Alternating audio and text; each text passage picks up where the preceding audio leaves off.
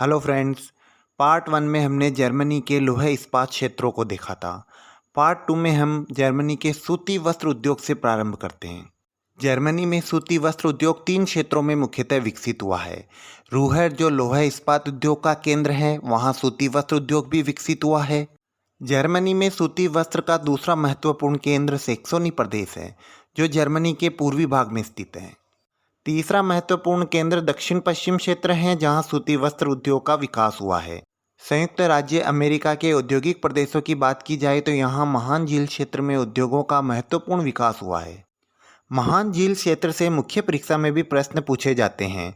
महान झील क्षेत्र में 5 मुख्य झीलें पाई जाती है: सुपीरियर झील, मिशिगन झील, ह्यूरन झील, इरी झील और ओंटारियो झील। सूती वस्त्र उद्योग के विकास की बात की जाए तो संयुक्त राज्य अमेरिका में सूती वस्त्र उद्योग 3 प्रमुख केंद्रों में विकसित हुआ है। इनमें पहला है new England states. New England states में रोडे द्वीप में पोटुकेट नामक स्थान है। संयुक्त राज्य अमेरिका में सूती वस्त्र उद्योग का प्रारंभ यहीं से हुआ। प्रारंभिक तौर पर यहाँ अत्यधिक महत्व रहा, लेकिन बाद में यहाँ उत्पादन होना कम हो गया। एक समय यहाँ इतना उत्पादन होता था कि अमेरिका सूती वस्त्र का विश्व का सबसे बड़ा उत्पादक देश था, लेकिन धीरे धीरे उत्पादन होना कम हो गया, जिससे वर्तमान में अमेरिका चीन, भारत और रूस के बाद चौथे स्थान पर है। न्यू इंग्लैंड स्टेट्स में सूती वस्त्र के उत्पादन में कमी क्यों हुई?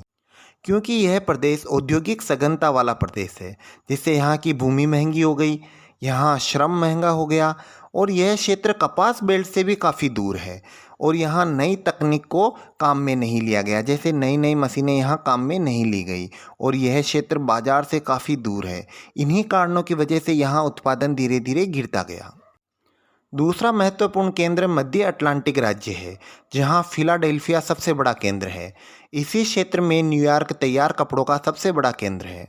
तीसरा महत्वपूर्ण केंद्र दक्षिण अप्लेशियन राज्य है। अमेरिका का सबसे ज़्यादा उत्पादन यहीं होता है। अप्लेशियन पर्वत से निकलने वाली बहुत सी नदियां तीव्र गति से बहती है और पर्वत के पार्श्व पर कई जलप्रपात बनाती है, जिसे फॉल लाइन कहते हैं, जिससे यहाँ जल विद्युत प्राप्त होती है।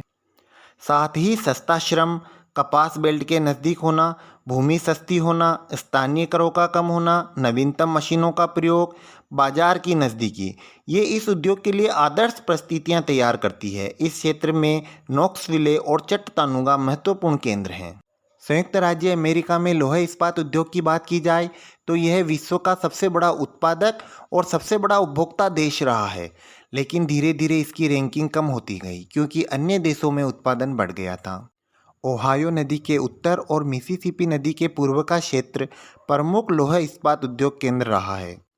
इस क्षेत्र में पिट्सबर्ग यंगस्टाउन क्षेत्र में सर्वाधिक उत्पादन होता है। पिट्सबर्ग को विश्व इस्पात की राजधानी कहा जाता है। यह ओहायो, एलिगनी, मोनोगेहला नदी के त्रिवेणी संगम पर स्थित है। दूसरा महत्वपूर्ण केंद्र शिकागो गारी क्षेत्र है। शिकागो में मांस की सबसे बड़ी मंडी भी है। तीसरा महत्वपूर्ण केंद्र ईरी क्षेत्र में डेट्राइट है, जहां मोटर कार उद्योग अत्यधिक विकसित हुआ है। पूर्वी तटीय क्षेत्र एवं पश्चिमी तटीय क्षेत्र में भी इस उद्योग का महत्वपूर्ण विकास हुआ है। संयुक्त राज्य अमेरिका के दक्षिण में स्थित बर्मिंघम, अलाबामा क्षेत्र को संयुक्त राज्य अमेरिका के दक्षिण का पिट्सबर्ग भी कहा जाता है, क्योंकि यहाँ इस उद्योग का महत्वपूर्ण विकास हुआ है। इसके अतिरिक्त संयुक्त राज्य अमेरिका में सिएटल में लंबरिंग और एल्यूमिनियम उद्योग का विकास हुआ है। सान फ्रांसिस्को, जिसे सिलिकॉन वैली भी कहा जाता है, यहाँ जलपोत और कंप्यूटर तकनीक का विकास हुआ है। लॉस एंजल्स में फिल्म उद्योग का विकास हुआ है, जिसे हॉलीवुड के नाम से जाना जाता है। कनाडा के औद्योगिक प्रदेशों की चर्चा की जाए तो यहाँ हैमिल्टन को कनाडा का बर्मिंघम कहा जाता है, क्योंकि यहाँ लोहे और इस्पात उद्योग अत्यधिक विकसित हुआ है। मॉन्ट्रियल में जलपोत व एयरक्राफ्ट उद्योग विकसित हुआ है। ओटावा में कागज उद्योग प्रसिद्ध हुआ है। टोरंटो में ऑटोमोबाइल उद्योग विकसित हुआ है। क्यूबेक में मेरीन इंजीनियरिंग व जलपोत उद्योग विकसित हुआ है। फ्रांस के औद्योगिक प्रदेशों की चर्चा की जाए तो यहाँ सूती वस्त्र 3 क्षेत्रों में विकसित हुआ है। पहला नॉर्मंडी, जहाँ टोबा और रोये क्षेत्र में अधिक उत्पादन होता है। दूसरा वासजेज क्षेत्र में भी अधिक उत्पादन होता है। उत्तर पूर्वी क्षेत्र में लीले और अमीन्स में महत्वपूर्ण उत्पादन होता है। फ्रांस में लोहे इस्पात उद्योग भी 3 क्षेत्रों में विकसित हुआ है। यहाँ महत्वपूर्ण क्षेत्र लोरेन क्षेत्र है, जहाँ लोहे इस्पात क्षेत्र अत्यधिक विकसित हुआ है। दूसरा महत्वपूर्ण क्षेत्र सार बेसिन है, जो जर्मनी की सीमा से लगता हुआ है। यह वही सार क्षेत्र है जिसकी चर्चा हमने जर्मनी के औद्योगिक प्रदेशों में की थी। फ्रांस में सांब्रे नदी की सहायक नदी म्यूज नदी है और इन दोनों नदियों के बेसिन को सांब्रे म्यूज बेसिन के नाम से जाना जाता है। इस क्षेत्र में भी लोहा इस्पात का महत्वपूर्ण विकास हुआ है। शैम्पेन और बोर्डो में शराब उद्योग अधिक विकसित हुआ है, वहीं पेरिस में एयरक्राफ्ट और परिवहन उद्योग विकसित हुआ है। पार्ट 3 में हम रूस, ब्रिटेन सहित कुछ अन्य देशों के औद्योगिक प्रदेशों की चर्चा करेंगे। साथ ही इस इकाई से परीक्षाओं में पूछे गए प्रश्नों को फेसबुक पे हल करेंगे। आप मुझसे फेसबुक पे जुड़ने के लिए डिस्क्रिप्शन में दिए गए लिंक का प्रयोग कर सकते हैं।